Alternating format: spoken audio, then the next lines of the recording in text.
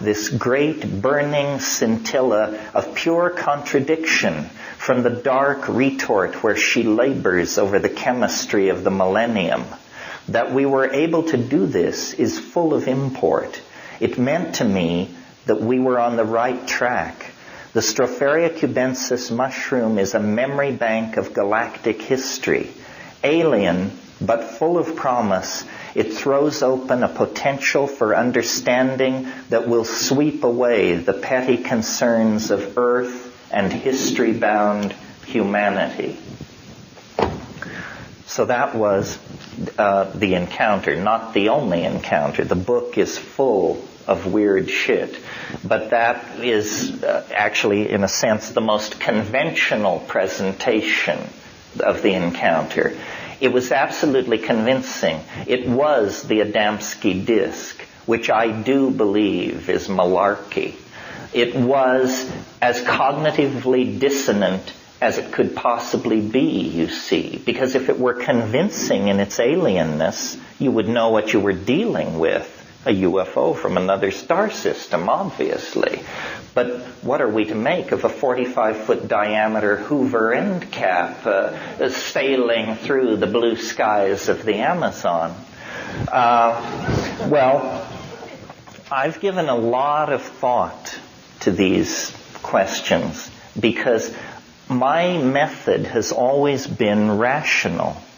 In other words, I hear about something weird, and I go there and I say, what can you show me? What have you got?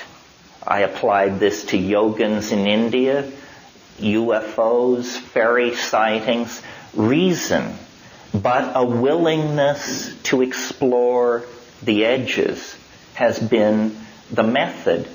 And when I applied that method to the spiritual traditions of mystical India, I came away with considerable skepticism as to their accomplishments in that domain, at least in the contemporary scene.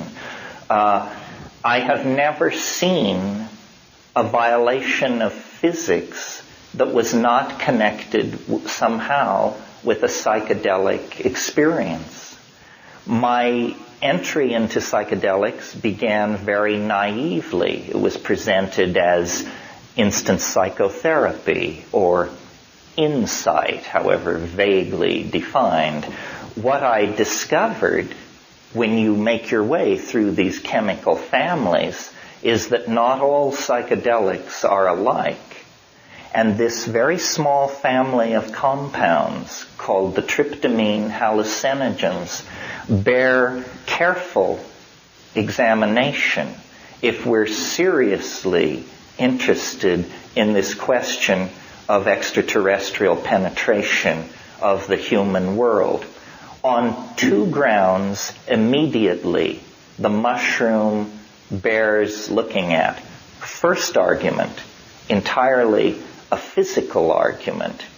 Psilocybin is 4-phosphoryloxy N,N-dimethyltryptamine.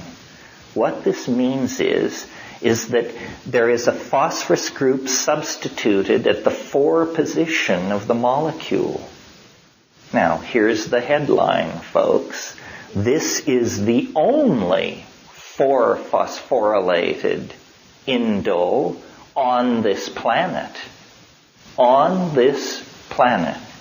Now, if you were searching for extraterrestrial thumbprints on the biology of Earth, you would look for molecules that are unique, that don't have near relatives spread through other life forms. In psilocybin, we have a perfect example of this. It is the only 4-phosphorylated indole known to occur in nature. Nature doesn't work like that, folks. Nature builds always on what has previously been accomplished. So this is a red flag saying at the molecular level, this thing looks like an alien artifact at the molecular level. Now, let's cut to the chase. What happens when you take 30 milligrams of this stuff? I don't know how sophisticated this audience is. People who have never taken hallucinogenic drugs but have some mild interest in it, or just in the course of generally educating yourself about reality. I think people who have never taken psychedelics think that it's sort of like dreaming while you're awake, or geometric patterns, colors. They always say, the colors, malarkey, the colors, forget the colors. It is not like that.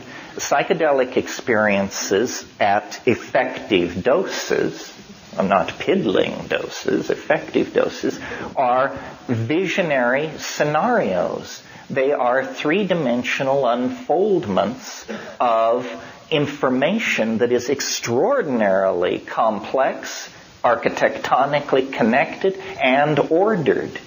That's not what I want to talk about. I want to talk about what is unique to psilocybin. What is unique to psilocybin is that overlaid over what I just described is, big surprise, a voice. A voice. Everybody knows this who has to do with this stuff. Gordon Wasson, Richard Schultes, Albert Hoffman, the giants know that this stuff is animate.